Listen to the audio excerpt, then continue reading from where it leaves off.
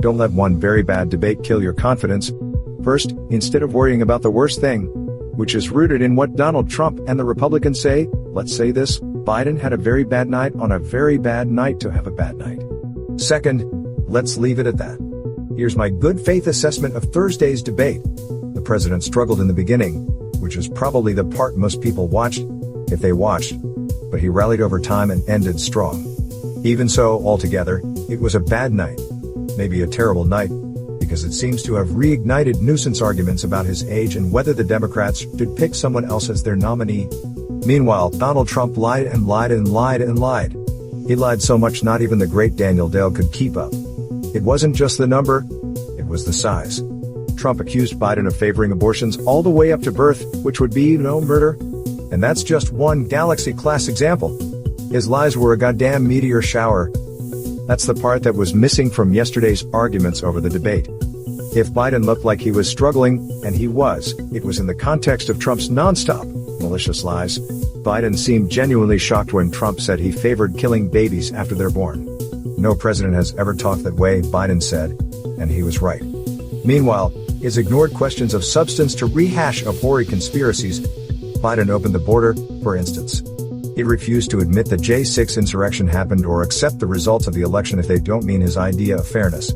Hint, they never will. I think the president's biggest mistake, and I'm not talking about things beyond his control like optics, was trying to pick a lie in order to fact-check it.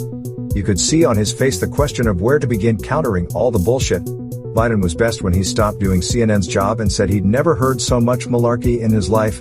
He was best when he lost patience and called Trump a fool and a child. Turns out that fire-hosing lies, which Trump does naturally without thinking about it, has a name: dish galloping. Professor Heather Cox Richardson cited it Friday. It's a rhetorical technique in which someone throws out a fast string of lies, non sequiturs and specious arguments, so many that it is impossible to fact-check or rebut them in the amount of time it took to say them.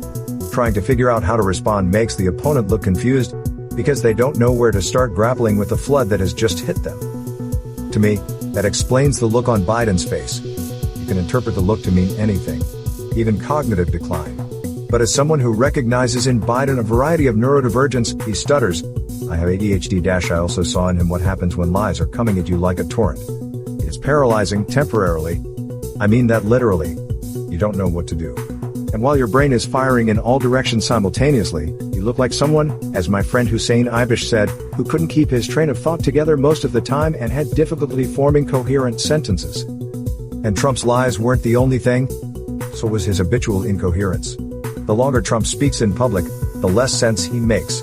That was evident Thursday. He came out strong in the first 30 minutes, which is probably the part most people watched, if they watched, but he unraveled as the minutes ticked by. There were moments when even the deepest right-wing conspiracy theorist would have scratched head in bewilderment. It's hard to know where to begin countering bullshit. Where do you begin countering word salad? Still, Biden didn't look good. He seemed tired. His voice was hoarse. When he got mad, which was frequent, the emotion was barely above a whisper. He apparently had a cold and he was taking medicine, but that was revealed during the debate. Not beforehand when it should have been revealed. And everyone knows who Trump is. If his lies were going to be a problem, why wasn't Biden more prepared? The worst part wasn't that Trump won the debate or won swing voters to his side, according to roll call's Niels Lesniewski. He almost certainly didn't. Or even that the Times has accelerated its nasty habit of making a fetish of Biden's age, but rather this: some liberals and Democrats seem to have lost a measure of faith in their man. And I'm not talking about liberal commentators like Paul Krugman. I'm talking about normal people who watch the debate and ask themselves whether Trump and the Republicans were right about Joe Biden. I'll pay attention later to the tedious debate on whether the president should drop out. I'm going to ignore it now because I want to say something directly to liberals and Democrats who are feeling a crisis of confidence. First, instead of worrying about the worst thing, which is rooted in what Donald Trump and the Republicans say, let's say this: Biden had a very bad night on a very bad night to have a bad night. Second, let's leave it at that. It's July. There's time to recover. The president held a rally the next day in North Carolina. I watched it very closely. The difference could not have been more pronounced. His voice was low and firm. His face was clear and alert. He came out swinging, too, calling out Trump's lies. The audience, meanwhile, was roaring. Both seemed to know he flubbed the debate. both seem to know democracy is on the line. Could he have another bad night? Yes, but I doubt it. I'm not the first to recall what happened after Barack Obama sleepwalked through his first debate with Mitt Romney in 2012. Like Trump, Romney fire-hosed him with lies, non sequiturs and specious arguments. Everyone said Obama lost, and lots of liberals, Democrats, donors and allies panicked. But by the time of the second debate, he was a laser cannon. It took a major high-stakes screw-up to get him properly focused, and he was. To be sure, the comparison is imperfect, but you get the idea. If you don't, well, lots of Democrats do. As I said, they were roaring for Biden in North Carolina, as if their champion needed a boost when everyone, including the Times, over and over and over, seems to think he should quit.